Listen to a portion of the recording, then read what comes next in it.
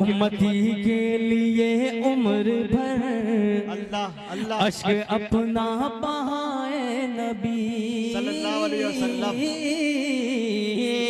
उम्मती के लिए उम्मती के लिए उम्मती के लिए उम्मती के लिए उम्र भर।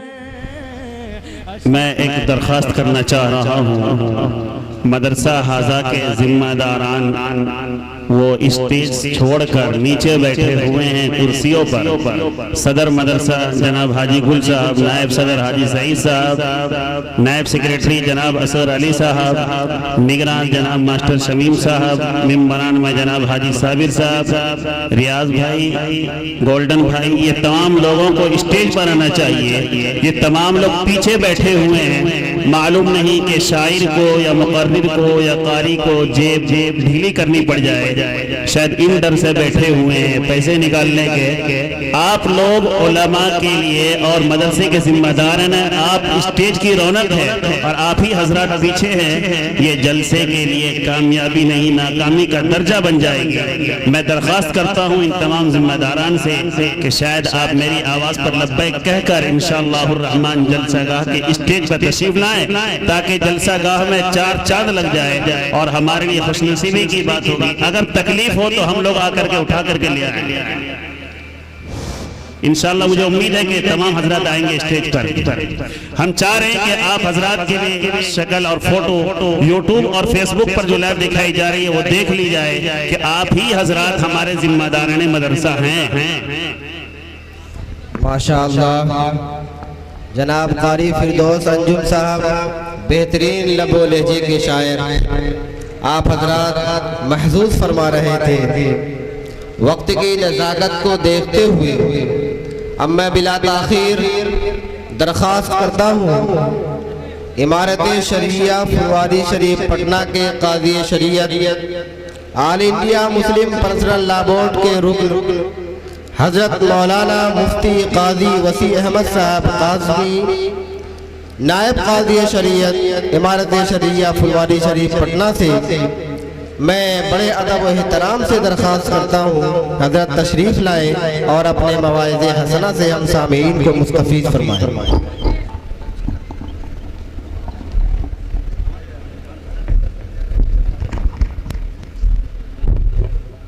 अस्सलामु अलैकुम व रहमतुल्लाहि व बरकातुहू।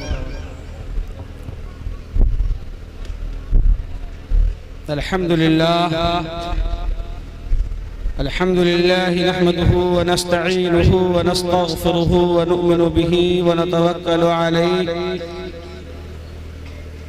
व नऊज़ु बिल्लाहि मिन शुरूरि अंफुसिना व मिन सय्यिआति अअमालिना। मन यहदिहिल्लाहु फला मुज़िल्ल लहु मन युज़लिलहु फला हादिय लहु व नशहदु अन ला इलाहा इल्लल्लाह व नशहदु अन्न सय्यिदना व सनदना व नबियना व मौलाना मुहम्मद अब्दुहु व रसूलुहु। अम्मा बाद अऊज़ु बिल्लाहि मिनश शैतानिर रजीम। बिस्मिल्लाहिर रहमानिर रहीम। या अय्युहन नास इन्ना खलक़नाकुम मिन ज़करिन व उन्सा वजअलनाकुम शुऊबन व क़बाइल लितआरफ़ू इन्न अक्रमकुम इंदल्लाहि अत्क़ाकुम। वक़ाल अल्लाहु तबारक व तआला फ़ी मौज़िइन आख़र वल्लाती तख़ाफ़ून नुशूज़हुन्न फ़इज़ूहुन्न वहजुरूहुन्न फ़िल मज़ाजिअ वज़रिबूहुन्न फ़इन अतअनकुम फ़ला तबग़ू अलैहिन्न सबीला। सदक़ल्लाहुल अज़ीम। वक़ाल नबी सल्लल्लाहु अलैहि वसल्लम खैरुन नास मन यनफ़उन नास वक़ाल नबी सल्लल्लाहु अलैहि वसल्लम मन लम यरहम सगीरना वलम युवक्किर कबीरना फलैस मिन्ना। वक़ाल नबी सल्लल्लाहु अलैहि वसल्लम खैरुकुम खैरुकुम लिअहलिही व अना खैरुकुम लिअहली। ओ कमा क़ाल नबी सल्लल्लाहु अलैहि वसल्लम। मदरसा अरबिया बहरुल उलूम नज़ीरिया मनिया के सालाना इजलास दस्तारबंदी के सदर आली कद्र जो मुल्क के मशहूर व मारूफ दीनी तालीमी इदारे मदरसा मम्मूलूम खैराबाद के नाज़िम आला और बाफैज़ आलिम दीन है। इलावे अज़ीज़ काबिल क़द्र हज़रात उलमाए किराम, असातिज़े किराम, बुजुर्गान मुहतरम, नौजवान साथियों और पर्दा नशी ख़वातीन, मेरे लिए ये सआदत की बात है कि असातीन उम्मत की ऐसी मोतबर और मुस्तनद मजलिस में मुझ जैसे खाकसार और हकीर इंसान को दीन के हवाले से कौम व मिल्लत के सामने अपनी मारूज़ात पेश करने का मौका मिला है। अल्लाह ताला मुझे सही बातें बयान करने की और हम तमाम लोगों को अमल की तौफीक अता फरमाए। हाज़रीन गिरामी, आपकी इस इल्मी सरजमीन पर मेरी ये तीसरी बार हाज़री है। गालिबन सन 2011 की बात है जब हजरत मौलाना मुफ्ती अबुल कासिम नौमानी दामत बरकातुहुल आलिया, जो इस वक़्त हम सब के मुशफ़िक़ो मुरब्बी और मोहतमीम दारुल देवबंद हैं, उनकी सदारत में यहाँ खूबसूरत सा इजलास मुनक़िद हुआ था।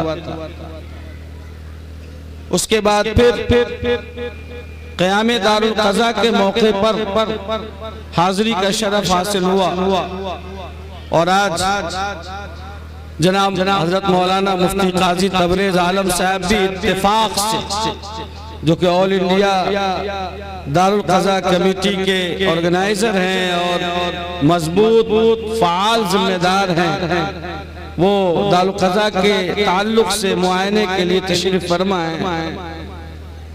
जज़ाकुमुल्लाह खैर।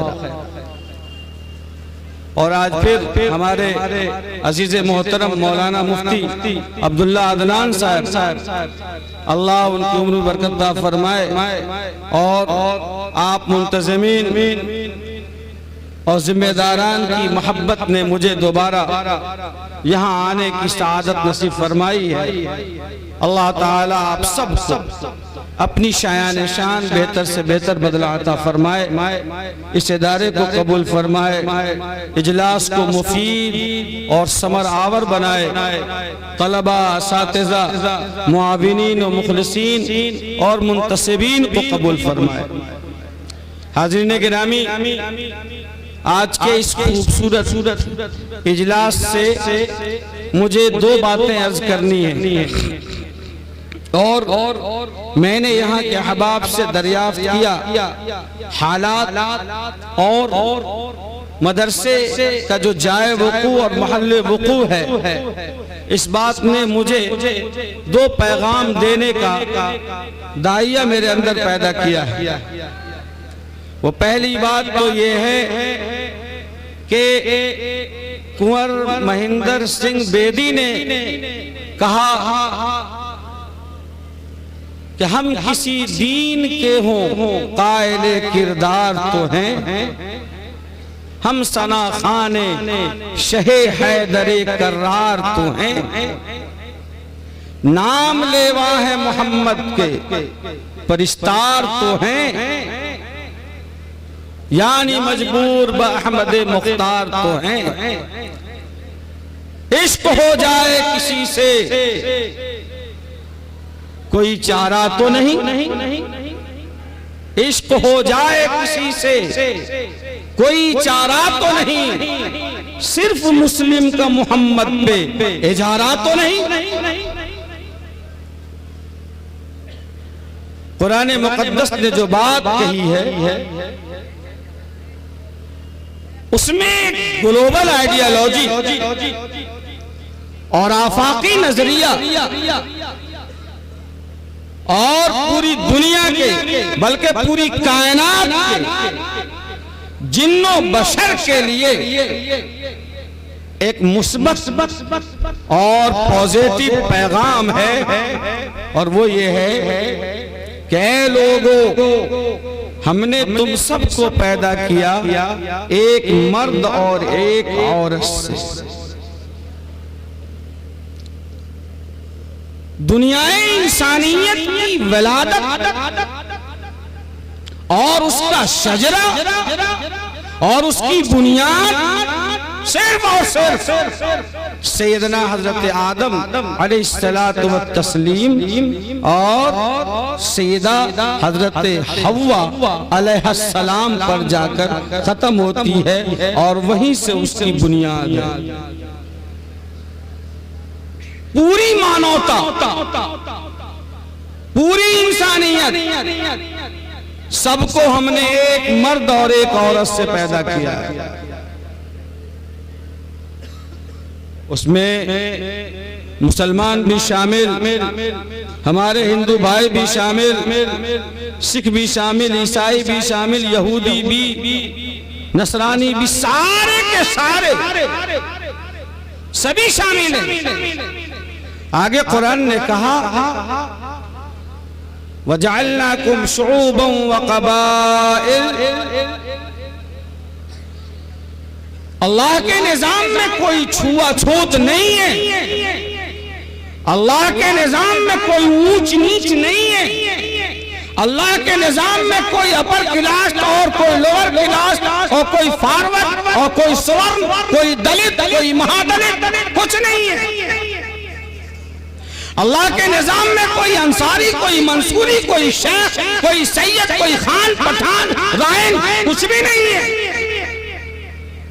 सब के सब एक माँ और बाप की औलाद हैं, और सब के सब हजरत आदम और हजरत हव्वा की संतान हैं।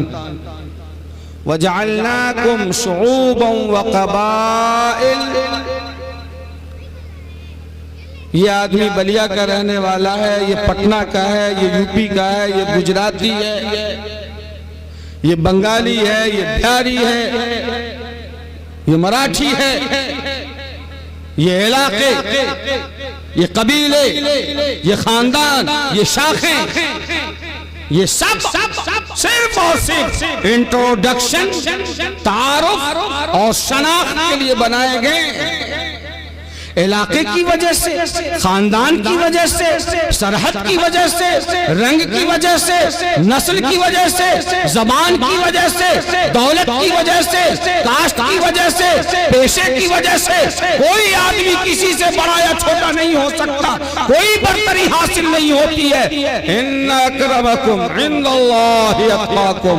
अल्लाह के नजदीक तो काबिल एहतराम वो है, अल्लाह के नजदीक काबिल कद्र वो है, अल्लाह के नजदीक मान, मर्यादा, सम्मान, सब आदर वहां उसके लिए है जो अल्लाह से डरने वाला हो, जो अल्लाह का खौफ रखता हो, अल्लाह के आदेश पर चलता हो, और अल्लाह के आखिरी रसूल प्रोफेट मोहम्मद सल्लल्लाहु अलैहि वसल्लम, ईश्वर के अंतिम अवतार प्रोफेट मोहम्मद सल्लल्लाहु अलैहि वसल्लम के आदेश और संदेश और उनकी कथनी और उनकी करनी, उनके अक़वाल और अफ़आल पर अमल करता हो, वही आदमी अल्लाह के नजदीक काबिल एहतराम है। उसके अलावा जात, बिरादरी, रुपए, पैसे, खानदान, ये कोई चीज अल्लाह के नजदीक तफाखुर और बड़ाई के लिए नहीं।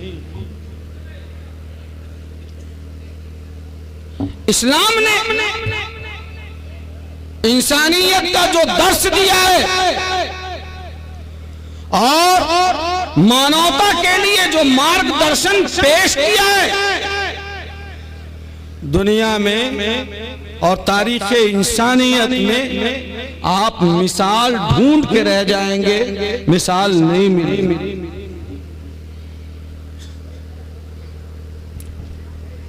फरमाया जनाब मोहम्मद रसूलुल्लाह सल्लल्लाहु अलैहि वसल्लम ने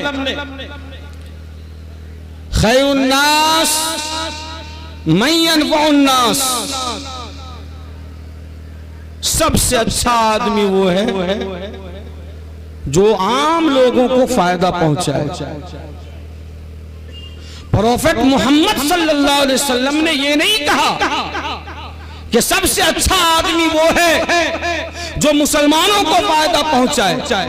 ये नहीं कहा कि सबसे अच्छा आदमी वो है जो अपनी कम्युनिटी, अपने कास्ट, अपने जात और अपने ग्रुप और अपनी जमात को फायदा पहुंचाए। नहीं, इस्लाम के अंतिम अवतार प्रोफेट मोहम्मद सल्लल्लाहु अलैहि वसल्लम ने कहा कि सबसे अच्छा आदमी वो है जो मानवता को फायदा पहुंचाए और आम इंसान की खिदमत के लिए वो तैयार रहे, चाहे वो मुस्तहिक और सामने वाला और जरूरतमंद इंसान वो मियाँ जी हो, हाजी जी हो, नमाजी हो, मौलाना हो, पंडित हो, शर्मा जी हो, पाठक जी हो, जादव जी हो, पंडित जी हो, कोई भी है, अगर वो इंसान है तो वो जरूरतमंद है। इस्लाम कहता है कि उसकी मदद करो। जात, बिरादरी, दीन, धर्म, रंग, नस्ल कुछ मत देखो, ये देखो कि अगर वो इंसान है तो मानवता की खिदमत करना ये बड़ी इबादत है और यही पूजा है और ये भी धर्म है और ये बड़ा प्रार्थना है। जैसे नमाज पढ़ना पूजा है, रोजा रखना पूजा है, मानवता की खिदमत करना भी एक पूजा है, इबादत है। और परमात्मा सबका जो सृजनहार है, सबका जो पालनहार है, वो जो अल्लाह है, वो जिसको गॉड कहते हो, जिसको ईश्वर के नाम से पुकारते हो, वो इसमें खुश होता है और यही उसकी मर्जी है। सो आज मदरसा बहरुल उलूम का ये इजलास मनियर के मुसलमानों के लिए केवल नहीं बल्कि मनियर के रहने वाले तमाम इंसानों के लिए है। और ये सभा, ये समाज सुधार सम्मेलन है जो ये पैगाम देता है और इस स्टेज के माध्यम से हम यहाँ के रहने वाले तमाम लोगों को ये पैगाम देना चाहते हैं, ये मैसेज देना चाहते हैं और उनको ये संदेश देना चाहते हैं कि इस्लाम ने अमन और शांति की जो तालीम दी है उसका मतलब ये है और उसका तकाजा ये है कि इस्लाम को कद्र की निगाह से देखा जाए और करीब आकर उसका अध्ययन किया जाए, स्टडी किया जाए, परखा जाए, जांचा जाए, तब कोई और राय कायम की जाए।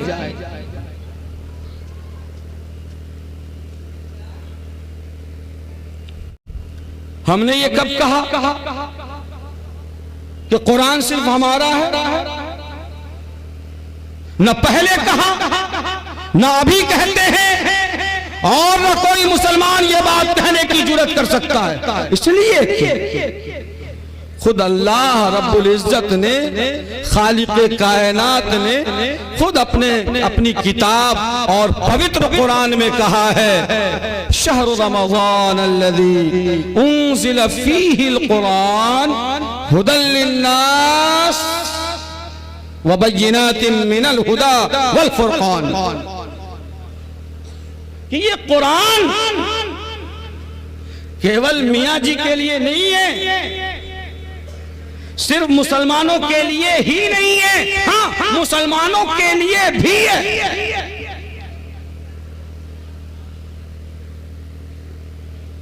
ये सिर्फ अरब के लिए नहीं है, ये सिर्फ इंडिया वालों के लिए नहीं है, पाकिस्तान वालों के लिए नहीं है, ये सिर्फ यूरोप वालों के लिए, अफ्रीका वालों के लिए, एशिया वालों के लिए नहीं है। ये कुरान, पवित्र कुरान पूरी मानवता के लिए है और पूरी इंसानियत के लिए है। आगे बढ़ो, इंसान तो इंसान क्या, जिन्नातों के लिए भी है। ये कुरान पूरी आलम इंसानियत और इंसान बिरादरी और पूरी मानवता के लिए मार्गदर्शन है, जो स्वर्ग का रास्ता दिखलाता है, जो पुण्य का कार बतलाता है, जो पाप से और नरक से रोकता है। यही तो है पवित्र कुरान।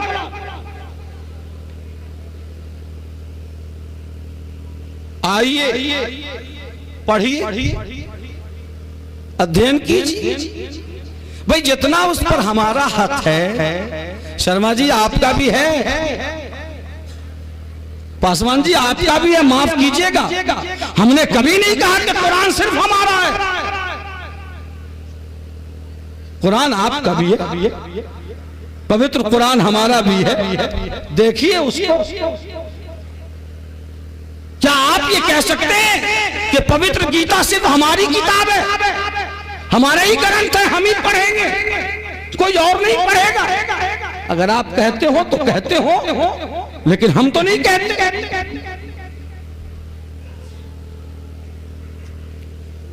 आज मदरसा बहरुल उलूम ये ऐलान करता है कि हमारे हिंदू भाई हमारे भाई हैं, इसलिए कि वो और हम सब एक माँ बाप की संतान हैं। आप हमारे मदरसे में आइए, आप हमारे मदरसे के क्लासरूम में आइए, आप बैठिए, आप हमारी मस्जिद में आइए, आपको फुल्ली इजाजत है, अलाउड है, कोई नहीं रोक सकता।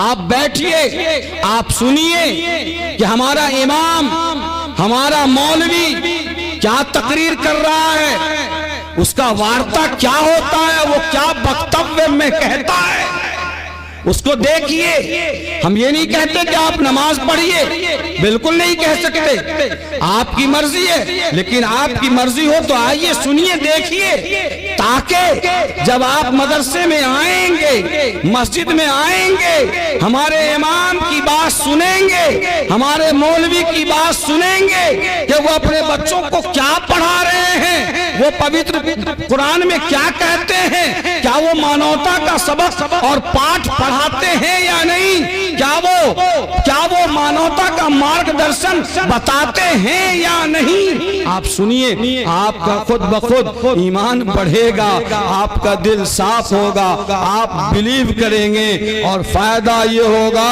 कि नफरतों के सियासी बाजीगर जो नफरतों की तजारत कर रहे हैं और मुल्क की सियासत में जहर घोल कर यहाँ के शहरियों को लड़ा लड़ा कर उनके सरों पर अपने कुर्सी और मीनार बनाकर उस पर अपना तख्त रखना चाहते हैं, कम से कम उनका खेल खत्म हो जाएगा और हमारे और आपके प्रेम का दिया नफरतों के तूफान के सामने भी जलेगा और रोशनी होगी, नफरतों का खात्मा होगा और प्रेम और मोहब्बत अमर हो जाएगा।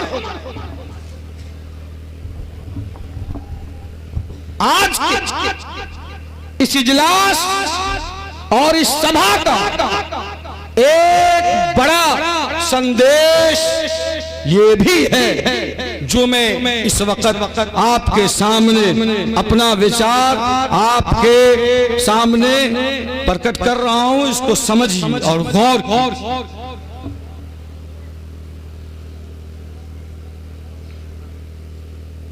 इस्लाम तलवार से नहीं फैला, इस्लाम तो व्यवहार से फैला है। इस्लाम हथियार से नहीं फैला, इस्लाम तो अखलाक और किरदार से फैला है। इस्लाम तो अच्छे कर्तव्य से फैला है, इस्लाम अच्छे व्यवहार से फैला है। और सुनो, इस्लाम फैला है अगर आप कहते हो तलवार से, तो तलवार से ही सही, लेकिन लोहे की तलवार से नहीं, व्यवहार की तलवार से, अखलाक की तलवार से फैला है।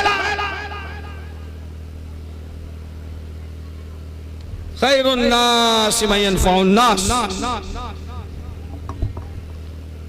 हमारे प्रोफेट मोहम्मद सल्लल्लाहु अलैहि वसल्लम उन्होंने फरमाया, मल्लम यरहम सगीरना वलम युअक्किर कबीरना फलैसा मिन्ना।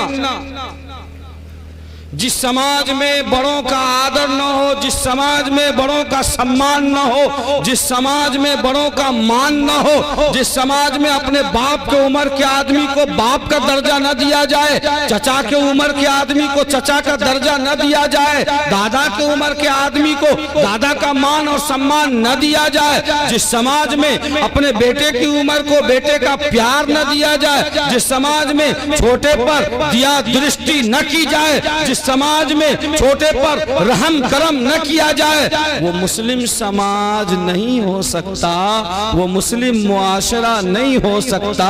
और वो कैसे मुसलमान हो सकता?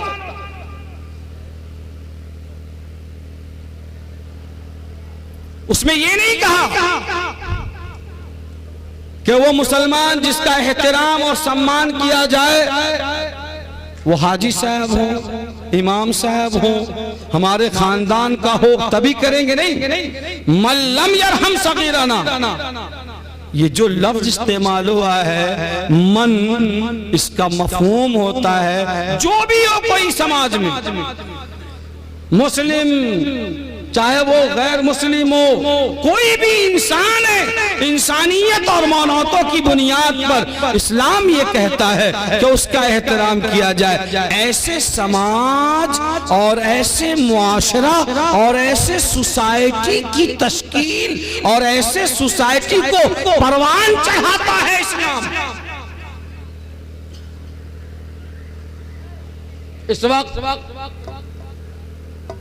मुल्क में ये फजा गर्म की जाती है कि साहब लफ्ज जिहाद है, फला है, फला है। अरे क्या बात है भाई, हमारे इस्लाम में तो ये कहा गया कि दोनों, एक औरत और एक मर्द का विवाह संपन्न होने के लिए और निकाह के दुरुस्त होने के लिए, शादी और मैरिज के वैलिड होने के लिए दोनों का मजहब और दोनों का दीन और दोनों का धर्म एक होना चाहिए। अगर दोनों में से किसी एक का धर्म अलग है तो फिर इस्लाम के मुआशरे में और इस्लामी कानून के अनुसार वो निकाह और वो विवाह सही नहीं होगा। जैसे हमारे हिंदू भाइयों के यहाँ, हमारे इस इलाके में अगर कोई आदमी अपने करीबी और ब्लड रिलेशन से ब्लड रिलेशन वाले रिश्तेदारों में से कोई किसी से विवाह कर ले तो उसका विवाह सही नहीं होगा। दूर का भी रिश्ता निकल जाए तो उसकी शादी सही नहीं होगी। वो आदमी अधर्मी कहलाएगा, वो धार्मिक नहीं हो सकता। बस मुसलमानों के यहाँ है वला तनकिहुल मुशरिकात हत्ता युमिन वला अमतुम मुमिनतुन खैरुम मिन मुशरिका वलौ अअजबतकुम। हमारे यहाँ तो ऐसी शादी हो ही नहीं सकती। तो फिर लौ जिहाद का मसला पैदा कैसे हो सकता है? अगर कोई सरफिरा, पागल, दीवाना, जानवर ऐसी हरकत करता है तो ये उसका व्यक्तिगत काम है। उसका मजहब इस्लाम से, मुस्लिम कम्युनिटी से, मुस्लिम मुआशरे से, मुस्लिम बिरादरी से कोई लेना देना नहीं है। और इस्लाम ये कहता है कि ऐसा आदमी जिसने दूसरे धर्म का अपमान किया कि उसके घर में जाकर उसने उससे लड़की से शादी कर ली, ये तो गुनहगार होगा। और इतना बड़ा पाप उसने किया है कि अगर हमारे पवित्र कुरान का कानून चले तो अगर गैर शादीशुदा है तो 100 कोड़े लगाएंगे आपके सामने, और अगर वो मैरिड और शादीशुदा है तो पत्थर मार मार कर तबाह कर देंगे उसको।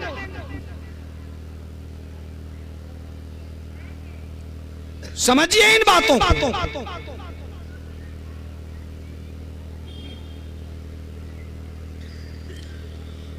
इस्लाम में कहीं कोई ऊंच नीच छूआछूत बिल्कुल नहीं। हमारे यहाँ ना तो मस्जिद का दरवाजा किसी के लिए बंद, ना हमारे यहाँ मदरसे का दरवाजा किसी के लिए बंद है, ना हमारे यहाँ पवित्र कुरान पर ये कहते हैं कि तुम नहीं देख सकते, नहीं पढ़ सकते। आप उसका हिंदी में अर्थ मौजूद है, अंग्रेजी में अर्थ मौजूद है, और दुनिया की तमाम जबानों में पवित्र कुरान का अर्थ मौजूद है। आप उसको पढ़िए, लीजिए, अध्ययन कीजिए, स्टडी कीजिए, फिर बता दीजिए कि उसमें कौन सी बात कही गई। कुछ लोग ये नफरत फैलाते हैं कि कहीं कहीं उसमें मार काट की बात कही गई है। नहीं, ये बात सही अंदाज में बयान नहीं की जा रही है, गलत अंदाज में बताई जा रही है। कत्ल, खून, जुल्म किसी मजहब में रवा नहीं है, किसी मजहब में जायज नहीं है। न पवित्र गीता में, न पवित्र रामायण में यह बात कही गई, न पवित्र कुरान में ऐसी बात कही गई। कुरान में तो कहा गया, या अल्लज़ीना आमनू ला तक़्तुलुन नफ़्सल्लती हर्रमल्लाहु इल्ला बिल हक़। नाहक किसी को कत्ल करना हराम है, और ऐसा आदमी मुजरिम होगा और बदले में उसको भी कत्ल किया जाएगा। किसने कहा? इसका बिल्कुल सटीक जवाब यूं है, और समझिए कि रावण ने सोने की लंका बनाया और इतना शक्तिशाली, बाहुबली, इतना पावरफुल था कि उसने अपने देश के पुजारियों और पंडितों का टैक्स में, जिसके पास पैसे नहीं थे, उसके जिस्म से, शरीर से खून तक खींच लिया कि टैक्स देना है तुम्हें। और जुल्म जो उसने किया है उसका आप मुताला करें, अध्ययन करें, जो पवित्र गीता और पवित्र रामायण में लिखा हुआ है। जब जुल्म हद से आगे बढ़ गया और जब अत्याचार होने लगा और अल्लाह की जमीन पर जब इतना ज्यादा अत्याचार हुआ कि दुरुस्त और पापी का राज होने लगा, तो मजबूरन हमारे हिंदू संस्कृति और ग्रंथ और धर्म की किताबों के अनुसार श्री राम जी को भी रावण के खिलाफ बाण उठाना पड़ा और लंका को तहस नहस करना पड़ा, और उन्होंने अत्याचार को खत्म करके वक्त के रावण को तबाह किया और कहा कि इस जमीन पर इस तरह के अत्याचार की कोई जगह नहीं है। क्या कहोगे आप? ऐसे भला मनुष्य को कि जो अपने पिताजी के मान सम्मान और उनकी आदत, उनके बात को, उनके हुक्म को, उनके ऑर्डर को बजा लाने और पूरा करने के लिए राजपाट को उन्होंने त्याग दिया और जंगल में वनवास ले लिया। ऐसे आदमी को जब लगा कि धरती पर पापियों का राज होने लगा है, तो उनको भी हथियार उठाना पड़ा ताकि जुल्म का और अत्याचार का अंत किया जा सके। बस इसका जो जवाब है वही जवाब उन तमाम चीजों का है जो नासमझ लोग इस्लाम और पवित्र कुरान के बारे में कहते हैं। जो जवाब यहां है वही जवाब वहां हो।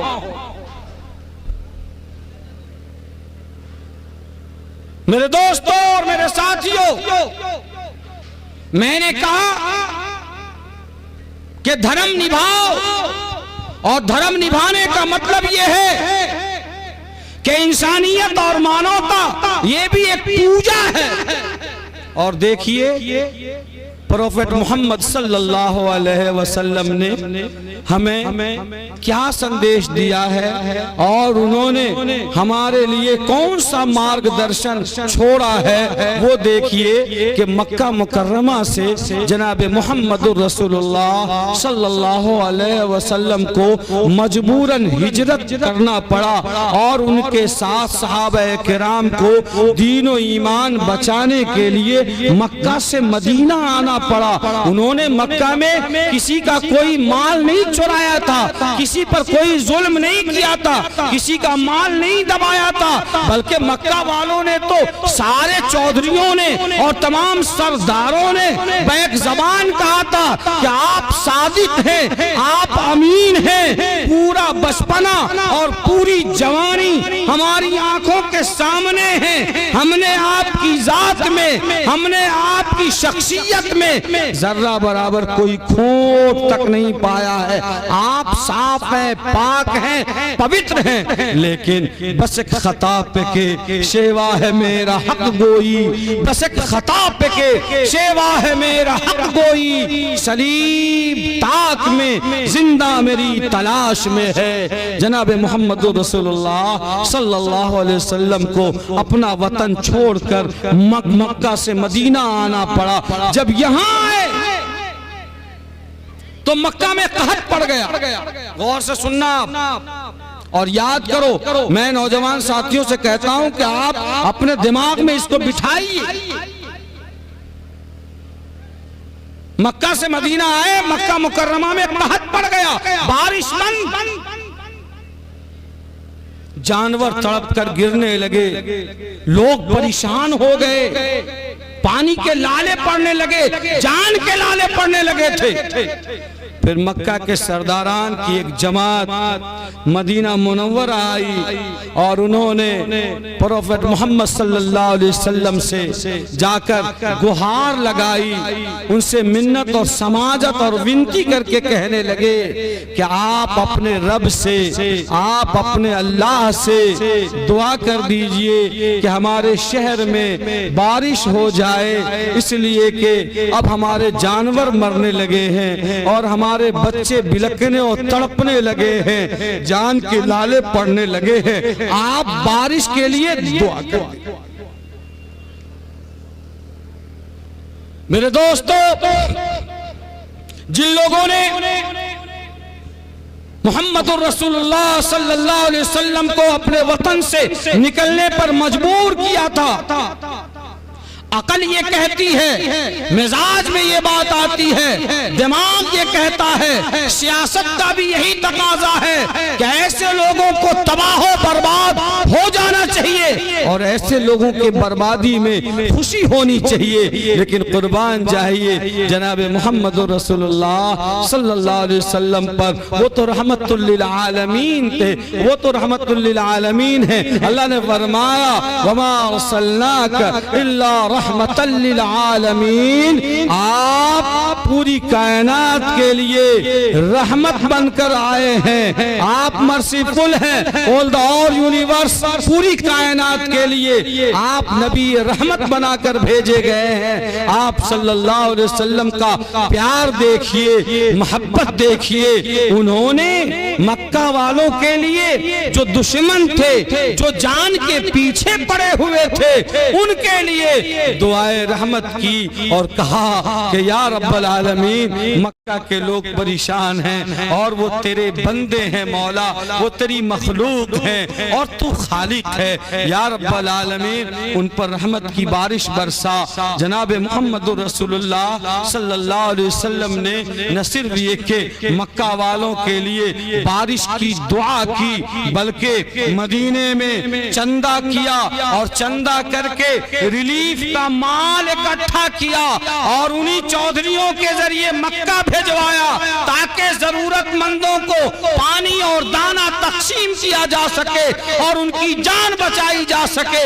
जाहिर है कि वो तो मुसलमान नहीं थे, वो तो दुश्मन थे, लेकिन प्रोफेट मोहम्मद सल्लल्लाहु अलैहि वसल्लम ने अपने साथियों के तवस्सुत और माध्यम से चंदा और रिलीफ जमा करके मक्का वालों को भिजवाया और ये संदेश दिया कयामत तक आने वाले मुसलमानों को और अपने मानने वालों को कि देखो, हमेशा इंसानियत की खिदमत करना और उसमें दीन, धर्म और जात और इलाके को मत देखना। अगर कोई इंसान है तो मानवता की खिदमत करना और जरूरत पर उनके काम आना, यही बड़ी इबादत है और इसी से रब राजी होता है और इसी से रब खुश होता है। उलमा और मुफ्तियान यहाँ बैठे, आप पूछ लीजिए कि नमाज का वक्त हो रहा है, इमाम साहब मुसल्ले पे खड़े हो चुके हैं, मुकब्बिर तकबीर कह रहा है, आप मस्जिद को आ रहे हैं, आपके सामने कोई पाठक जी है, उनका बेटा गिर गया है और उसको चोट आई है, सर फट गया है, हाथ से खून बह रहा है, तो आपका काम क्या होगा? पहले आप मस्जिद में आकर नमाज पढ़ेंगे और तस्बीह गिनेंगे, उसके बाद उस बच्चे को हॉस्पिटल पहुंचाएंगे, या पहले उस बच्चे को हॉस्पिटल पहुंचाना है, नमाज खत्म हो गई, मैं कज़ा कर लो, नमाज की कज़ा है, लेकिन उस इंसान के जान को बचाने की दोबारा कज़ा मुश्किल है, पहले उसको हॉस्पिटल पहुंचाओ। ये मत देखो कि वो आपका बेटा है, हमारा बच्चा है, बल्कि ये देखो कि वो एक इंसान का बच्चा है। यही इबादत है और उस वक्त यही बड़ी पूजा है। हम यही बात आज मदरसा बहरुल उलूम नजीरिया के इस मंच और स्टेज से पूरी आबादी और पूरे शहर के लोगों तक पहुंचाने के लिए आए हैं और अपना जो हमारे इस्लाम का धार्मिक कर्तव्य है और हमारे नौजवानों का व्यवहार क्या होना चाहिए, हम आपको ये बतला रहे हैं। और यही इश्तिहार गली में, मोहल्ले में, बाजार में लगना भी चाहिए। वमन अहसनु क़ौलन मिम्मन दआ इलल्लाह व अमिल सालिहा व क़ाल इन्ननी मिनल मुस्लिमीन। उससे अच्छी बात किसकी हो सकती है? जो अल्लाह के दीन की तरफ, अहकाम शरीयत की तरफ, आका के अखलाक व अतवार की तरफ बुलाए और खुद भी उस पर अमल पैरा हो, सिर्फ थ्योरी ना हो, प्रैक्टिकल भी हो, सिर्फ कथनी ना हो, करनी भी हो, अमल भी हो। वक़ाल इन्ननी मिनल मुस्लिमीन, और कहे कि मैं मुसलमान हूँ, मतलब इट मीन्स के मुसलमान होना काफी नहीं है, मुसलमान दिखना भी काफी, मुसलमान होना काफी नहीं है, मुसलमान दिखना काफी है। ये गिव एंड टेक का जमाना है नौजवानों, ये बिजनेस का जमाना है, तिजारत का जमाना है। गिव एंड टेक, लो और दो, कोई आदमी बेफायदा कुछ नहीं करता। यहां अपनी चीज, अपना प्रोडक्ट, अपना माल, अपनी हुसूलियाबी, अपनी कारकर्दगी को सजाकर पेश करना, जिसमें अट्रैक्शन हो, अट्रैक्ट हो, जो पुरकशिश हो, जिसमें मिकनातीसी कैफियत हो। कोल्ड ड्रिंक एक बोतल के बनाने पर 75 पैसे आते थे, अब हो सकता है 1.5 रुपए आते हो, लेकिन मार्केट में वो 20 रुपए में मिलता है छोटा वाला। पता नहीं कितना, मैं तो कई सालों से बिल्कुल हाथ तक नहीं लगाता। मौलाना मुफ्ती अब्दुल्ला साहब को मालूम होगा कितने रुपए में मिलता है। इनकी उम्र अभी, ये नौजवान है और मैं जवान हूं, बस फर्क यही है।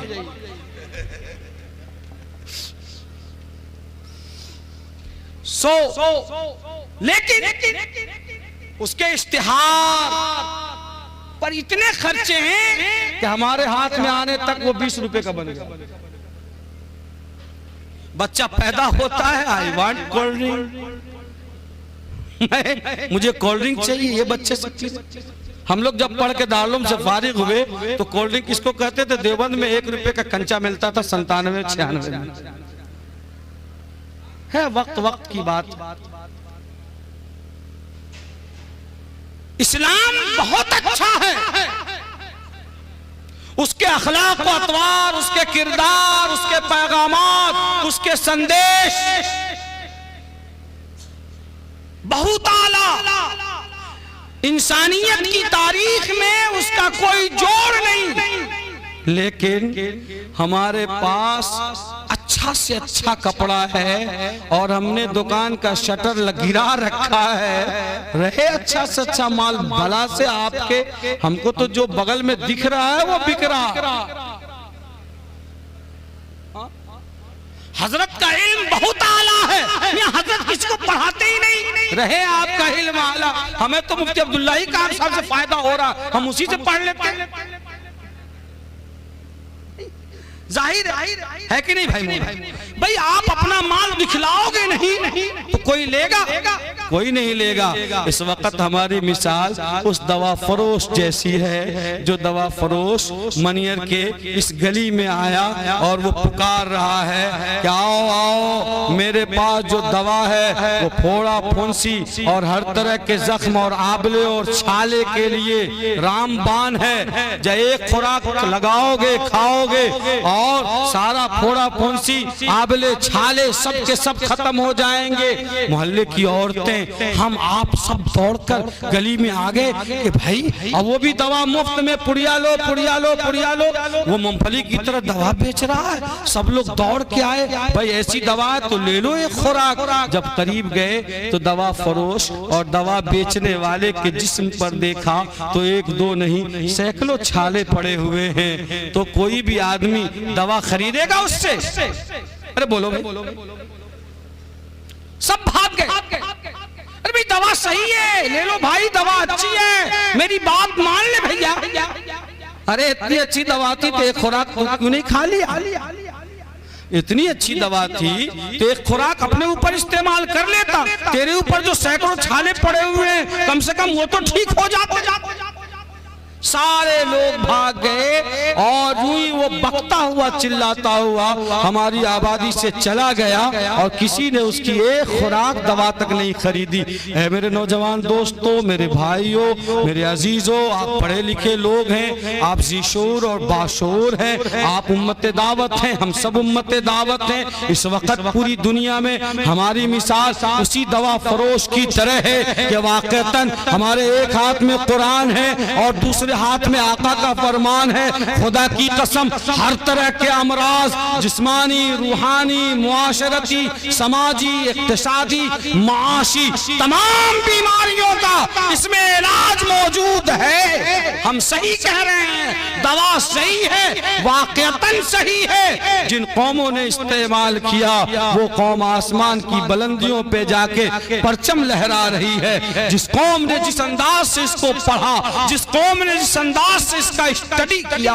जिस कौम ने जिस अंदाज से इसका अध्ययन किया, वो चांद पे जमीन बेच और खरीद रहे हैं और वो लोहे को हवाओं में उड़ा रहे हैं। और ये मुसलमान जो दवा बेच रहा है सही है, लेकिन कोई हमारे करीब नहीं आता, इसलिए कि वो लोग ये देख रहे हैं, कह रहे ये जो दवा बेचकर बीमारी दूर करने की बात कहता है, यही तो चोर है, यही तो झूठा है, यही तो शराबी है, यही तो जुआरी है, यही तो बदकार है, यही तो नजरबाज है। ये कौन सा आदमी दवा बेच रहा है? चला तुझसे दवा नहीं लेनी हमें। बोलो ये सही है या नहीं सही है?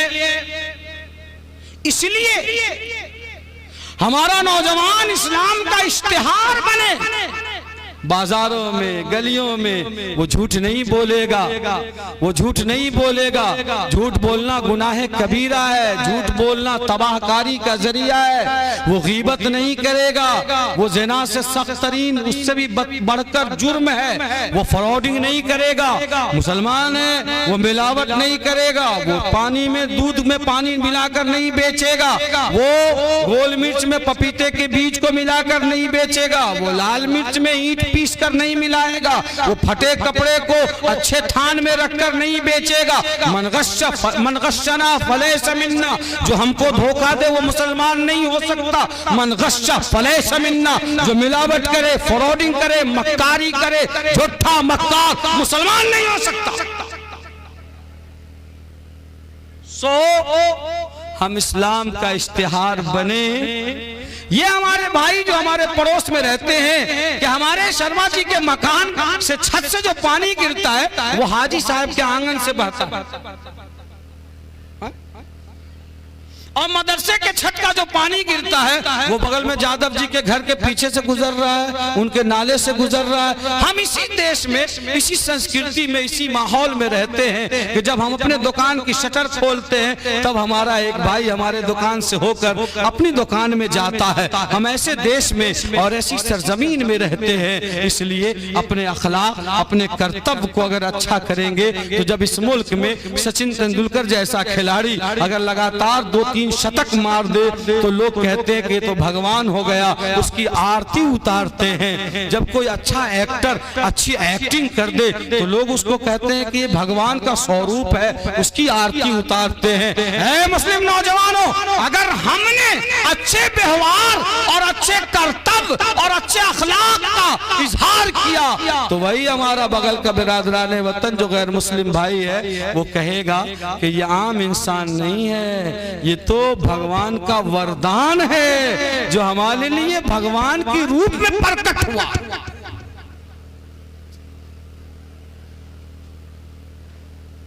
सो मेरे नौजवानों, मैं अपने उलमा से भी कहूंगा कि वक्त का तकाजा यह है कि 2 वाक़यात पर फोकस किया जाए।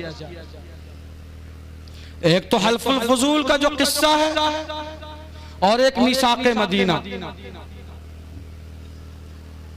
कि रसूलुल्लाह सल्लल्लाहु अलैहि वसल्लम ने जो मदीना मक्का मुकर्रमा में एग्रीमेंट किया था और कमेटी बनाई थी, उस वक्त कोई मुसलमान नहीं था।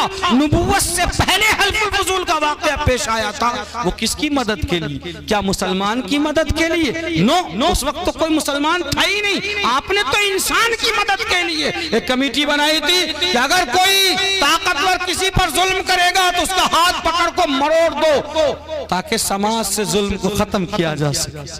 अगर कोई जालिम किसी कमजोर पर ज्यादती करे तो सब मिलकर, क्या मुस्लिम क्या हिंदू, सब मिलकर उसका हाथ पकड़ लो। रसूलुल्लाह प्रोफेट मोहम्मद सल्लल्लाहु अलैहि वसल्लम ने नबूवत से पहले आपने मक्का मुकर्रमा में एक कमेटी बनाई थी जिसका नाम था हल्फुल फजूल। आज इस मुल्क में उसकी बड़ी जरूरत है ताकि हिंदू मुस्लिम सब मिलकर इंसानियत की बुनियाद पर एक दूसरे की मदद के लिए तैयार हो जाएं और दूसरों के नफरतों की वजह से अपने प्रेम भाव और सद्भावना को खत्म न करें। ये तो बहुत बड़ी गलती है, ये धर्म नहीं है, ये अधर्मी वाला काम है। हम ये कहते हैं कि जनाब मोहम्मद रसूलुल्लाह सल्लल्लाहु अलैहि वसल्लम, प्रोफेट मोहम्मद सिर्फ हमारे नबी नहीं है, आपके भी नबी हैं। वो सिर्फ हमारे लिए इस्लाम के अंतिम अवतार नहीं है, वो इस देश में रहने वाले और दुनिया में रहने वाले एक एक इंसान के लिए अवतार है और उनका कर्तव्य हर इंसान के लिए मार्गदर्शन है। वमा अरसलनाका इल्ला रहमतल लिल आलमीन, ए नबी हमने आपको पूरी कायनात के लिए रहमत बनाकर भेजा है। सिर्फ हिंदुस्तान, पाकिस्तान, बांग्लादेश, मक्का मुकर्रम, सऊदिया और बहरीन और खलीज के लिए नहीं, पूरी कायनात के लिए हमने आपको रहमत बनाकर भेजा है। इसलिए मैंने जो शुरू में ये शेर कहा, ये हमारा शेर नहीं है, ये कुंवर बेदी का शेर है। उन्होंने कहा कि इश्क हो जाए किसी से कोई चारा तो नहीं, सिर्फ मुस्लिम का मोहम्मद पे इजारा तो नहीं। और कृष्ण बिहारी जी ने कहा प्रोफेट मोहम्मद सल्लल्लाहु अलैहि वसल्लम की शान में, उनकी मोहब्बत में ये शेर कहा कि तेरी मेराज के तू लौहो कलम तक पहुंचा, तेरी मेराज के तू लौहो कलम तक पहुंचा, मेरी मेराज के मैं तेरे कदम तक पहुंचा। ये किसी मुसलमान ने नहीं कहा, ये हमारे गैर मुस्लिम कवियों का और शोरा के अशार है जो प्रोफेट मोहम्मद सल्लल्लाहु अलैहि वसल्लम की शान में है और आपके लिए उन्होंने कहे हैं। इसलिए नबी सबके हैं और कुरान सबका है, मजहब इस्लाम सबके लिए अमन, शांति, पीस और उन्नति वाला धर्म है, केवल मुसलमानों का धर्म नहीं है। मैं तमाम अपने अजीजों से, भाइयों से कहूंगा कि मनियर की तारीख में अपने मदरसे के इस जलसे से कल सुबह से एक नया इनकलाब बर्पा कर दो। जो आज गुफ्तगू हो रही है, तब आपका जलसा कामयाब और आपकी मेहनत कामयाब। इसी चीज की सख्त जरूरत है कि तू किसी इनकलाब की आमद का इंतजार न कर, जो हो सके तो खुद ही इनकलाब पैदा कर। सो आप सबको इंशाअल्लाह कल से इस पर अमल करेंगे इंशाअल्लाह।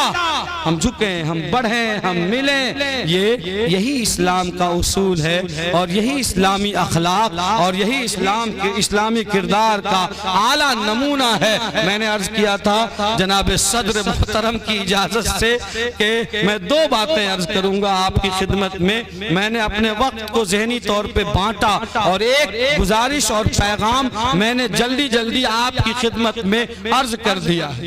दूसरी बात ये कहनी है कि हमारी जितने हमारे भाई मौजूद हैं, इससे 4 गुना से ज्यादा हमारी पर्दा नशीं बहनें, दीनी बहनें अपने छतों पर और घरों पर और पर्दे में इस जलसे से फायदा उठाने के लिए वो दूर दराज से भी, रिश्तेदारियों से भी आपकी आबादी में आई हैं। मैं एक पैगाम और देना चाहता हूं आप सबके नाम,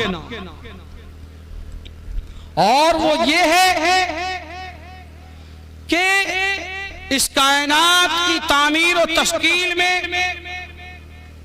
और इस कायनात के तरवीज और इशाअत में जितना किरदार और जितना रोल एक मर्द का रहा है, उतना ही किरदार और उतनी ही कुर्बानी और उतना ही रोल एक औरत का भी है।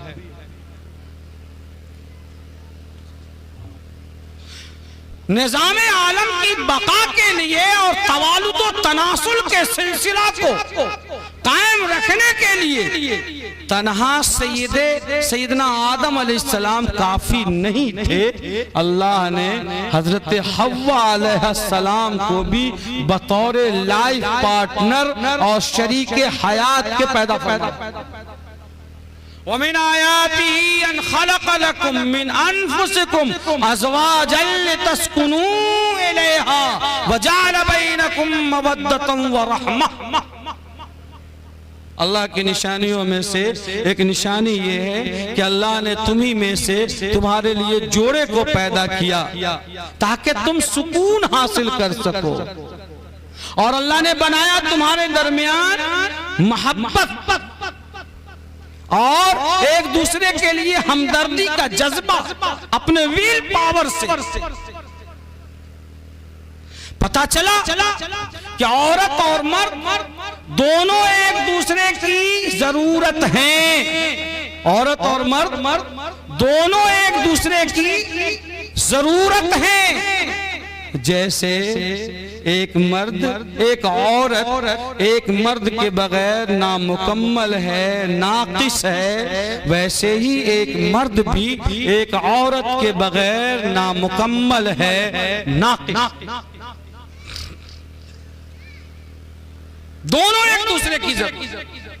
जैसे बाइक को चलने के लिए दोनों पहिए का सलामत होना जरूरी है। अगर एक पहिया उसका पंचर हो जाए तो वो 2 लाख की भी बाइक हो तो सड़क पे नहीं चल सकती, वहीं उसकी रफ्तार थम जाएगी। वैसे ही औरत और मर्द, शौहर और बीवी दोनों एक दूसरे की ऐसी जरूरत है कि दोनों जब ठीक रहेंगे तो जिंदगी की रफ्तार चलती रहेगी। अगर दोनों में से कहीं दिक्कत पैदा हो गई तो वहीं पर जिंदगी की रफ्तार थम जाए। कुरान करीम ने इस बात को यूं बयान किया, वलहुन्ना मिस्लुल्लज़ी अलैहिन्ना बिल मारूफ। ऐ लोगों, अपनी बीवियों को हाथ पोंछने का रूमाल मत समझो। ऐ लोगों, अपनी बीवियों को अपनी नौकरानी मत समझो। ऐ लोगों, अपनी बीवियों को अपना गुलाम मत समझो। ऐ लोगों, अपनी बीवियों को यूज एंड थ्रो मत समझो। ऐ लोगों, अपनी बीवियों को पांव की जूतियां न समझो। वो तुम्हारे लिए रफीके हयात हैं, शरीके हयात हैं, फरीके हयात और रकीबे हयात नहीं है। वलहुन्ना मिस्लुल्लज़ी अलैहिन्ना बिल मारूफ, कि जैसे मर्दों के हक है औरतों पर, औरतों के हकूक भी हैं मर्दों पर। हक तो दोनों का एक दूसरे पर है, दोनों एक दूसरे की जरूरत, दोनों का हक एक दूसरे पर है। इसलिए अपनी बीवियों को नौकरानी मत समझो, हाथ पोंछने का रूमाल मत समझो, उनका बिहेव, उनका मिसबिहेव मत करो, उनका गलत इस्तेमाल मत करो। वाशिरूहुन्ना बिल मारूफ, ज़ाब्ते शरई के मुताबिक अच्छा बर्ताव करो अपनी बीवियों के साथ।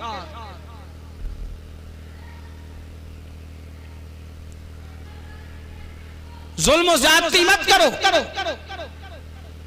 हुन्ना लिबासुल लकुम व अंतुम लिबासुल लहुन्न,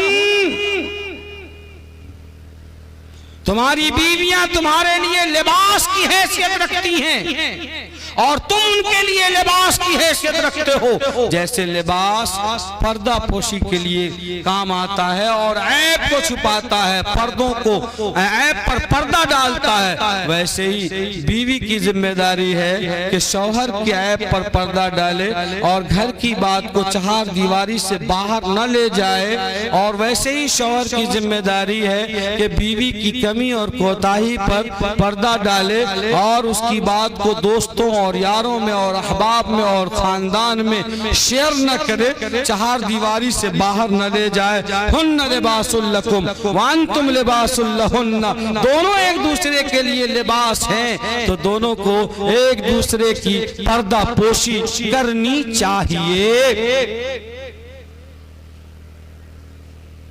दोनों एक दूसरे की जरूरत है। यह अलग बात है कि अल्लाह ने मर्दों को औरतों का गार्जियन बनाया, निगरां बनाया, जिम्मेदार बनाया, मॉनिटर बनाया, आरिफ बनाया, घर का मुखिया बनाया, यूं समझ लीजिए। अर्रिजालु क़व्वामूना अलन्निसा बिमा फ़ज़्ज़लल्लाहु बअज़हुम अला बअज़ व बिमा अनफ़क़ू मिन अम्वालिहिम। अल्लाह ने मर्दों को औरतों का गार्जियन इसलिए बनाया कि अल्लाह ने मर्दों को औरतों पर एक दर्जा फजीलत दी है, वलिर्रिजालि अलैहिन्ना दरजा, और सबसे बड़ी बात यह है कि अल्लाह ने मर्दों के कांधे पर माल कमाने की सारी जिम्मेदारियां रखी हैं और औरतों को इन्फाक़े माल से और कस्बे माश से रोजी रोटी हासिल करने के तगोदो से और फिक्रमंदी से आजाद किया है। वो कैसे? बेटी जब तक अपने मैके में है उसका खाना खर्चा जरूरियात तालीम तरबियत निकाह तक की जिम्मेदारी उसके बाप पर वाजिब है। अगर बाप की वफात हो जाए तो ये जिम्मेदारी उसके भाई पर है, दादा पर है, भाई पर है। भाई नहीं है तो भतीजे पर है, भतीजा नहीं है तो चचा पर है, चचा नहीं है तो चचा के बेटे पर है, चचेरे भाई पर, चचेरे भतीजे पर। शादी के बाद सारी जिम्मेदारियां उसके शौहर पर है जिससे निकाह हुआ। वलयुनफिक़ ज़ू सअतिन मिन सअतिही वमन क़ुदिर अलैहि रिज़्क़ुहु फ़लयुनफिक़ मिम्मा आताहु अल्लाह। नफ़क़े की सारी जिम्मेदारी उसके शौहर की है। अगर शौहर का इंतकाल हो गया, औलाद है, तो बालिग औलाद पर उस माँ का नफ़क़ा वाजिब है। शौहर का इंतकाल हो गया, ला वलद है, कोई औलाद नहीं है, कोई देखने वाला नहीं है, वो मैके लौट जाएगी। फिर उसका नफ़क़ा बाप पर, भाई पर, भतीजे पर उसी तरतीब के साथ वाजिब होगा जिस तरतीब से वो एक दूसरे के वारिस बनते हैं। फल अक़रब उसी तरीके से, अल अक़रब फल अक़रब, जो करीब से करीब तर हो। इसलिए अल्लाह ने मर्दों को औरतों का गार्जियन बनाया। लेकिन गार्जियन बनने का मतलब डिक्टेटर नहीं है, गार्जियन बनने का मतलब हाकिम बनना नहीं है। गार्जियन बनने का मतलब है कि अल्लाह ने उनको एक रुतबा फजीलत दी है और वो उनके शऊर की वजह से, उनके कुव्वत बर्दाश्त की वजह से, कुव्वत तहम्मुल की वजह से। औरतों की जिम्मेदारी क्या है? फस्सालिहात क़ानितातुन हाफ़िज़ातुन लिल-ग़ैब बिमा हफ़िज़ल्लाह। वो नेकी के साथ रहे, पाकीज़ा जिंदगी गुजारे, अल्लाह की तरफ रुजू करने वालियां हो, शौहर के गायबाने में शौहर के अमानत की हिफाजत करने वालियां हो। औलाद भी अमानत, माल भी अमानत, इज्जत और आबरू भी अमानत है। काम तकसीम हो गया दोनों का। और इस तकसीम को देखें तो आका व मौला जनाब मोहम्मद रसूलुल्लाह सल्लल्लाहु अलैहि वसल्लम ने जब हजरत अली रजी अल्लाह ताला अन्हु से हजरत फातिमा का निकाह फरमाया था तो आपने बेटी और दामाद के दरमियान काम की तकसीम कर दी थी। खारिज वाला बाहर का सारा काम हजरत अली के हवाले किया और अंदरूने खाना का तमाम काम, यहाँ तक के चक्की पीसना, पानी लाना, रोटी बनाना, घर का सारा काम काज करना फातिमा रजी अल्लाह ताला अन्हा के जिम्मे किया। ये तक़सीम कार है जो अल्लाह के रसूल सल्लल्लाहु अलैहि वसल्लम ने अपने घर से शुरू करके ये सबक दिया है कि काम बटे हुए हैं लेकिन दोनों एक दूसरे के लिए लाइफ पार्टनर हैं। हमारे यहाँ का माहौल ये कि शौहर बीवी को मारने को अपना शौहरी हक समझता है और समझ कहता है कि मेरी बीवी है, मारना तो मेरा हक है। मारना आपका हक क्या आप खरीद के लाए हो? क्या वो आपकी लौंडी है, बांदी है? क्या वो जानवर है? तुम अपनी बीवी के बगैर मुकम्मल हो? नहीं हो। तो फिर ये कैसे समझ लिया कि मारना, उसके खानदान वालों को गालियां देना, उसको सताना हमारा हक है? ये हराम है। और मुफस्सिरीन ने फरमाया आयत ज़र्ब के तहत, फज़रिबूहुन्ना के तहत कि अपनी बीवी को इस तरह से मारना कि उसको चोट लगे, उसका जिस्म काला हो जाए, सुर्ख हो जाए, फूल जाए, वर्म कर जाए, फट जाए, हड्डी टूट जाए, ये हराम है। और ऐसा जुर्म है कि इस जुर्म की बुनियाद पर उसकी बीवी मजलूमा करार पाएगी और काजी शरीयत उस मर्द से उसकी बीवी के मुतालबे पर उसके मैरिज को डिसॉल्व कर सकता है, निकाह फस्ख कर दिया जाएगा। समझते क्या हो?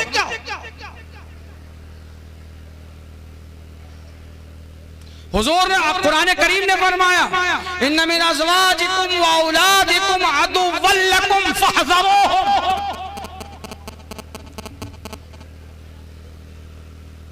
वाफ़ू वस्फ़हू, ये तुम्हारी बीवियां, तुम्हारे बच्चे बसा औकात इनसे ऐसे काम सरजद होते हैं, ऐसी हरकतें साजिद हो जाती हैं कि उसकी वजह से दिल में बहुत तकलीफ पहुंचती है, बहुत चोट लगता है कि मेरी बीवी को करना था ऐसा, कर दिया ऐसा, मेरे बच्चे को करना था ऐसा, कर दिया ऐसा, बहुत तकलीफ पहुंचती है। तुमको लगता है कि ये तुम्हारे दुश्मन है, तुम्हारी बीवियां, तुम्हारे बच्चे अदुव्वल लकुम। कुरान ने कहा फहज़रूहुम, छोड़ो, हटाओ, छोटी मोटी बात को तिल का तार मत बनाओ, राई का पहाड़ मत बनाओ, जाने दो। अरे बीवी है, नाक के साथ अक्ल में से है, इस्तौसु बिन्निसा, हिकमत से काम लो, होशमंदी और दानाई और चालाकी से काम लो। अल्लाह ने तुमको रुतबा दिया है, वलिर्रिजाल अलैहिन्ना दरजा, तुमको तुम्हारे घर का मुखिया बनाया है। पल में तोला, पल में माशा, ये धंधा ठीक नहीं है। फहज़रूहुम, छोड़ो, दरगुजर करो, हटाओ, चश्मपोशी करो, ज्यादा ध्यान देने की जरूरत नहीं है, माफ कर दो। अल्लाह ताला माफ करने वाले। हुजूर ने फरमाया खैरुकुम खैरुकुम लिअहली व अना खैरुकुम लिअहली। सबसे अच्छा आदमी वो है जिसका बर्ताव अपनी फैमिली के साथ, अपने अहले खाना के साथ, अपनी बीवी के साथ, अपने बच्चों के साथ अच्छा हो, वो सबसे अच्छा आदमी है।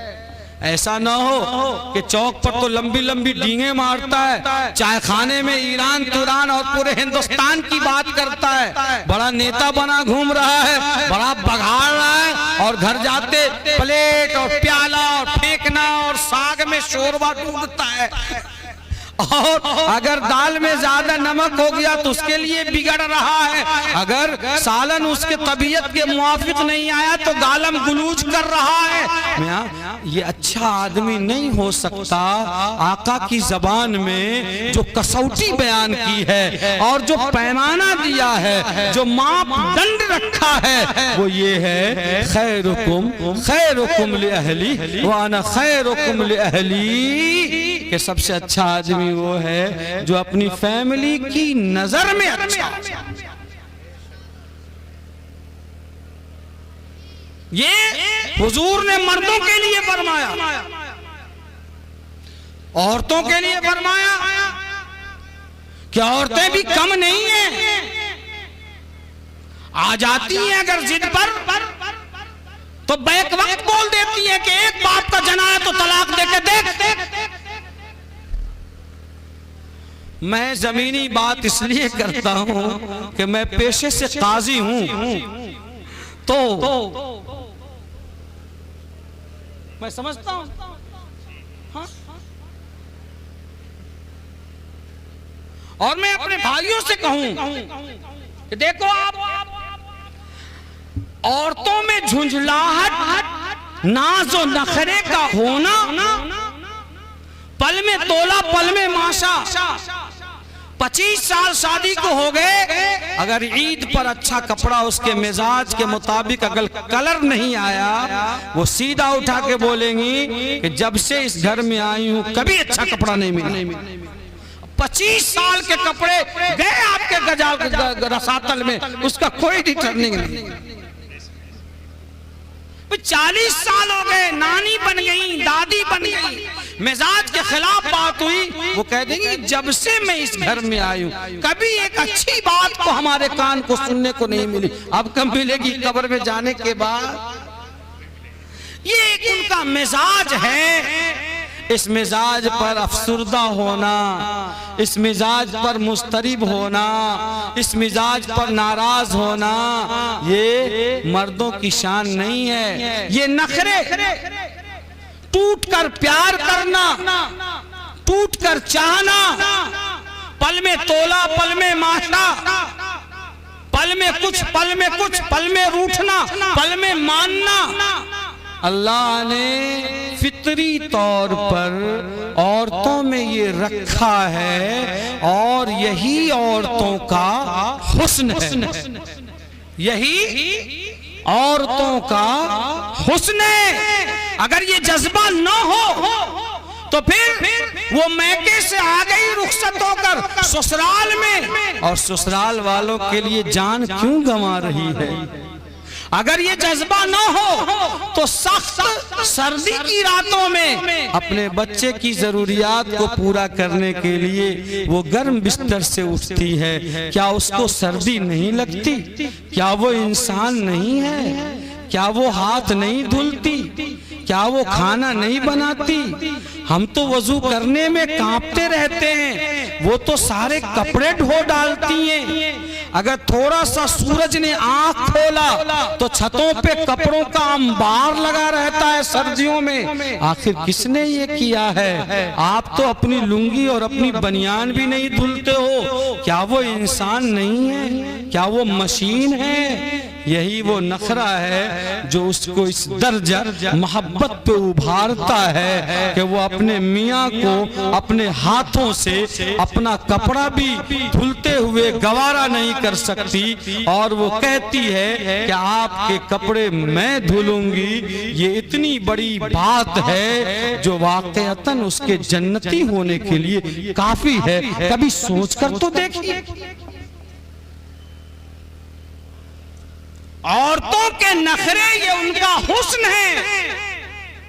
कभी किसी बाप को तो नहीं देखा होगा कि 2 बजे रात में लिहाफ फेंक के उठा और 2 साल 3 साल के बच्चे का बिस्तर धुल रहा है।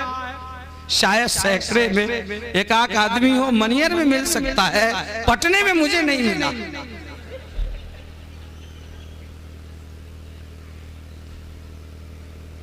सो इन बातों को समझना और दरगुजर का मिजाज बनाना।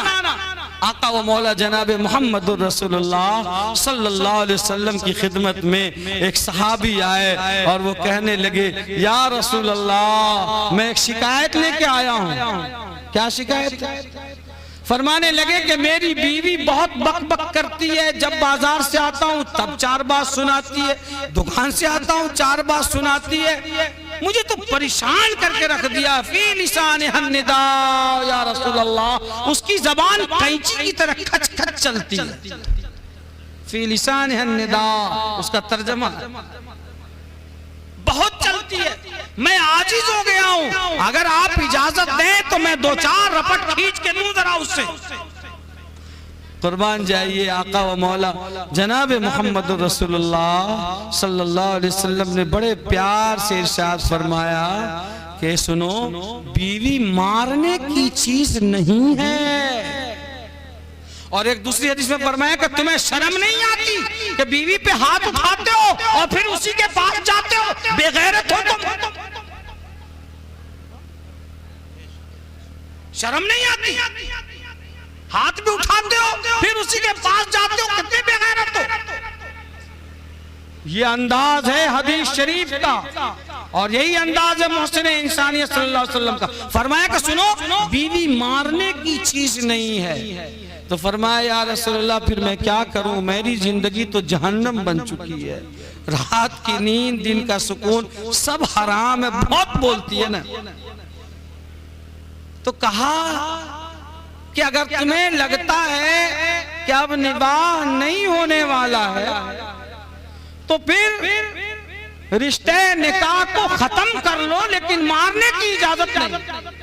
अल्लाहु अकबर। समझिए, यही शरीयत का हुक्म है और यही ट्रेडिशन है शरीयत का हमने जो बना रखा है ना वो तरीका नहीं है। मशवरे से अलग हो जाइए। मारने का हक आपको नहीं, तकलीफ दे मारना, ज़रबे मुबरह नाजायज है। फरमाने लगे या रसूल अल्लाह वली सुहबतुम मिनहा, या रसूल अल्लाह मुझे तो उस बीवी से छोटे छोटे बच्चे भी हैं और मुझे खुद उस बीवी से मोहब्बत भी बहुत है। अगर मैंने उसका रास्ता छोड़ दिया तो वो सीधा जाकर मैके में ठहरेगी, मनियर को पलट कर नहीं देगी। फिर मैं करूंगा क्या? मेरे छोटे बच्चे भी हैं, मुझे चाहता भी बहुत हूं उसको। अगर हमने अलग कर दिया तो दोबारा नहीं आने की। आका व मौला जनाब मोहम्मद रसूलुल्लाह सल्लल्लाहु अलैहि वसल्लम ने फरमाया, जब बात ऐसी है कि आपको मोहब्बत भी है, बच्चे भी हैं, तो सब्र कीजिए, लेकिन उसको मारने की इजाजत नहीं। हजरत मिर्जा मजहब जाने जाना रहमतुल्लाह अलैह का वाकया बहुत मशहूर है। इस सिलसिले में कई बुजुर्गों के ऐसे वाक़े आते हैं कि बीवी का गालम गलोज इतना कि मुरीद के सामने बीवी शौहर को गालम गलोज, मुरीद नाराज होते, पीर साहब डांटते कि ऐसा मत कहो, मेरा जो ये मकाम है वो मेरी बीवी की वजह से है, वो मुझे गालियां देती रही, मुझे कोसती रही और मैं शौहर होने की हैसियत से सब्र करता रहा। उसकी ये बदकलामियां मेरे लिए तरक्की दरजात और तरक्की मनाजिल का सबब। ये शौहर को कहा गया और बीवी को कहा गया, अय्युमा इमरातिन मातत व ज़ौजुहा अन्हा राज़िन दखलतिल जन्नह, कि जिस औरत की मौत इस हाल में आए, जिस औरत की मौत इस हाल में हो कि उसका शौहर उससे खुश था, जिस औरत की मौत इस हाल में आए कि उसका शौहर उससे खुश था, राजी था, नाराज नहीं था, दखलतिल जन्नह, तो वो औरत जन्नत में दाखिल। अब समझ लीजिए, इज़ा दअा रजुल इम्राअतहु लिहाजतिही फलतअतिही व इन कानत अला तन्नूर। हुजूर ने फरमाया कि जब शौहर अपनी बीवी को अपनी किसी जरूरत के लिए बुलाए तो बीवी की ड्यूटी बनती है कि वो फौरन शौहर के बुलावे पर लब्बैक कहे। अगर वो चूल्हे पर रोटी बना रही है और हाथ में आटा लगा हुआ है, तवा में रोटी है, पलटना चाहती है, जलने दो, लेकिन शौहर की बात पर लब्बैक कहो। मतलब ये है कि इनकार मत करो, फौरन हाजिर हो जाओ। ये अल्लाह के रसूल सल्लल्लाहु अलैहि वसल्लम ने इरशाद फरमाया। बस मेरे भाइयों और हमारी बहनों, अब ये बताओ कि एक शौहर अपनी बीवी की गलतियों को माफ करने के लिए तैयार बैठा है और दूसरी तरफ बीवी अपने शौहर को नाराज करना नहीं चाहती है, दोनों पार्टी अपने अपने हिस्से का काम कर रही है, तो उस घर में कभी झगड़ा होगा, कभी इख्तिलाफ होगा?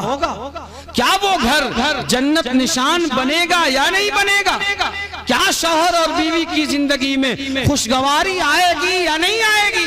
और याद रखो, जिस घर में शौहर और बीवी में मेल मोहब्बत होती है, अल्लाह रिस्क में बरकत देता है। और बरकत का मतलब ये है कि थोड़ी आमदनी में भी बड़ी सुकून की जिंदगी गुजरती है। अगर यकीन ना आए तो मदरसा बहरुल उलूम के असातिज़ा से पूछ लीजिए कि उनकी जिंदगियों में कितनी बरकत है, इसलिए कि आप जो तनख्वाह दे रहे हैं उनको, वो आपको खूब मालूम। दलील, अरे मैंने जो कहा उसकी दलील हमने पूछ लीजिए, क्यों बरकत है? इसलिए कि दोनों एक दूसरे की रियायत करते हैं। तो आपके 8,000 में इनके लिए 80,000 का काम हो रहा है और आपको 1.25 लाख में महीने के आखिरी में कर्जदार हो जाते हैं। अजीब तमाशा है ये भी मामला। दुनिया में अल्लाह ने अजीब अजीब मामला रखा है और अल्लाह आपका भी काम चला रहा है, हमारा भी काम चला रहा है, दोनों का काम चल रहा है, दोनों गुजर रहे हैं अल्हम्दुलिल्लाह। ना आप हाथ फैलाते ना हम आपके सामने, हम भी हाथ नहीं फैला। शौहर और बीवी में अगर मोहब्बत हो तो अल्लाह रोजी में बरकत देता है। बरकत का मतलब ये नहीं है कि एक रोटी 2 रोटी हो जाएगी। बरकत का मतलब है कि एक ही रोटी में आपको सब्र हो जाएगा कि दूसरी रोटी की आपको जरूरत नहीं। अब मेरा वक्त काफी हो गया, इसलिए मैंने जो आयत पढ़ी थी वल्लाती तखाफून नुशूज़हुन्ना, दर हकीकत वो इस वक्त अब यहाँ से शुरू होगा जिसका शरीयत में तलाक कब है और कैसे है। हमारे यहाँ तो जब चाहा ठोक दिया तलाक।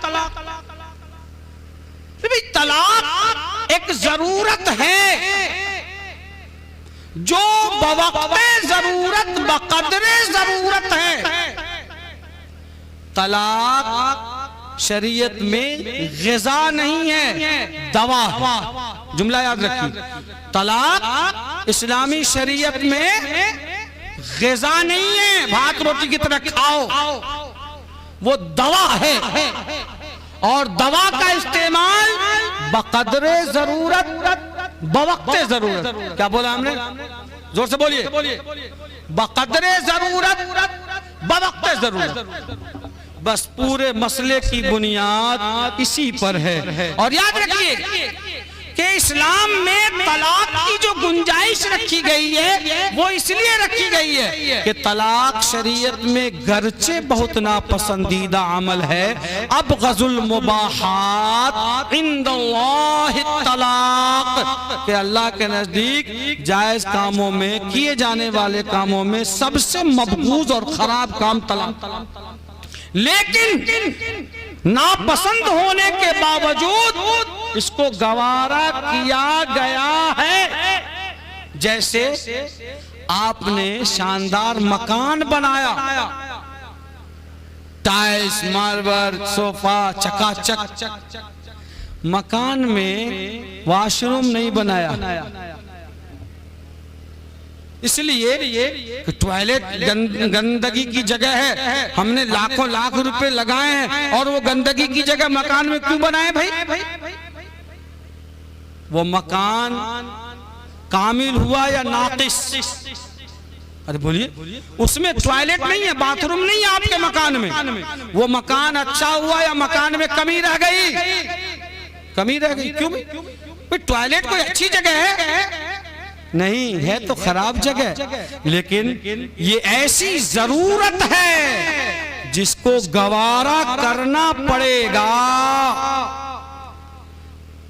वॉशरूम में 2 लाख रुपए उसके डेकोरेट में लगे और बेडरूम के डेकोरेशन में 1 लाख रुपए लगे हैं। वॉशरूम को इतना लोग डेकोरेट करते हैं, लेकिन आपसे कहा जाए कि आपका वॉशरूम बहुत खूबसूरत है, जाइए वॉशरूम में बैठिए, आप नाराज नहीं होंगे ना? तो इतना खूबसूरत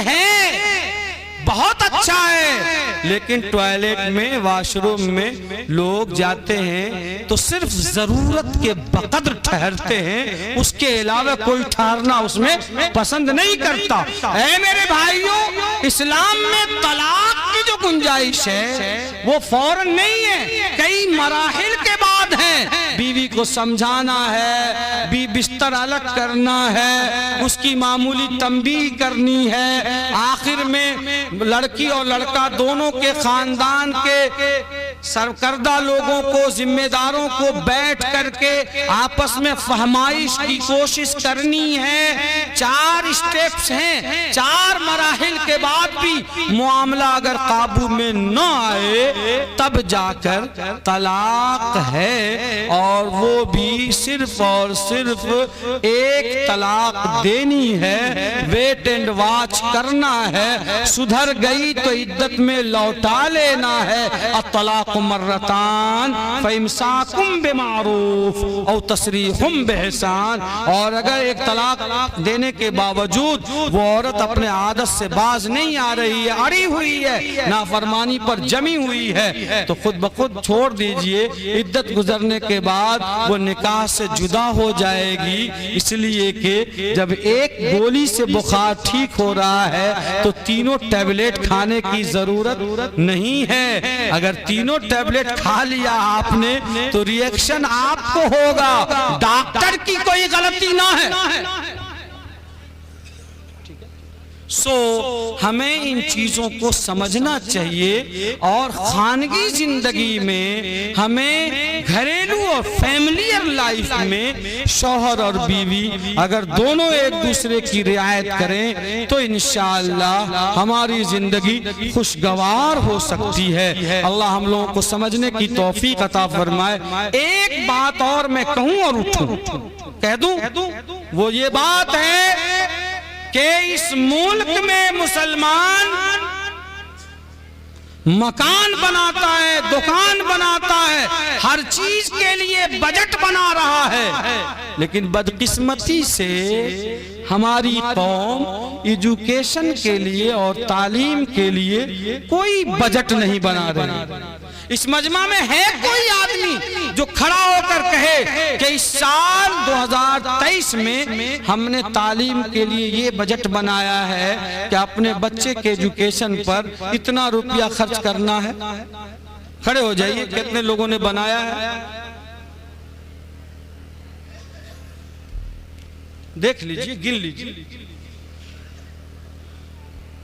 मरी बकरी अल्लाह को दान और मरी गाय बाभन को दान। अरे ये तो भला है इन मौलवियों का जो पकड़ पकड़ कर मदरसे में लाकर धो माच कर किसी तरह से मुसलमान बना देता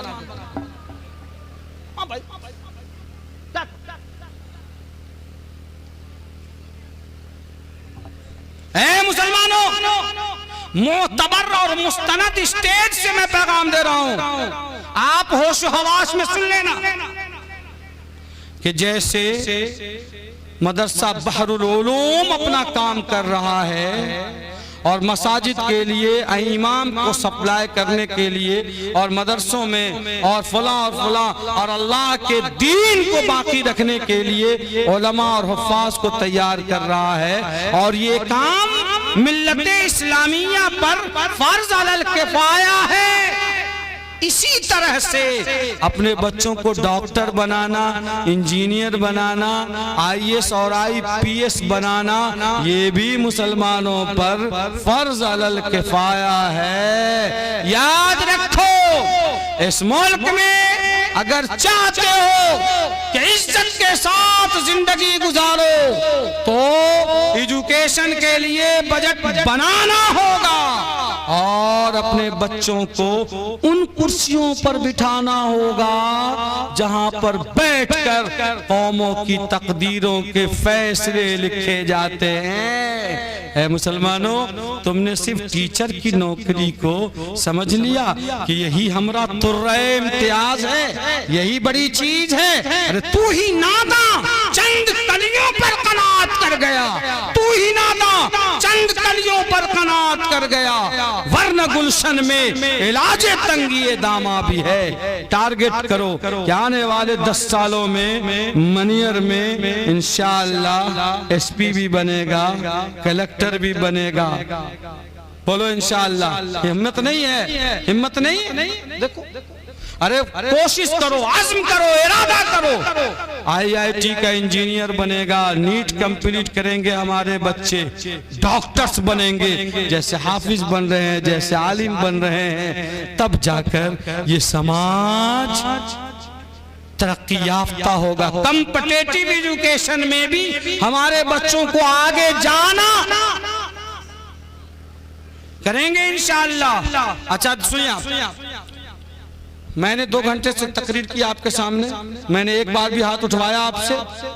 मैं कहता हूं कि अल्लाह को हाजिर नाजिर जानकर जिनके बच्चे स्कूलों में ज़ेरे तालीम हो या हाफिज बने हो फिर भी ख्वाहिशमंद हो,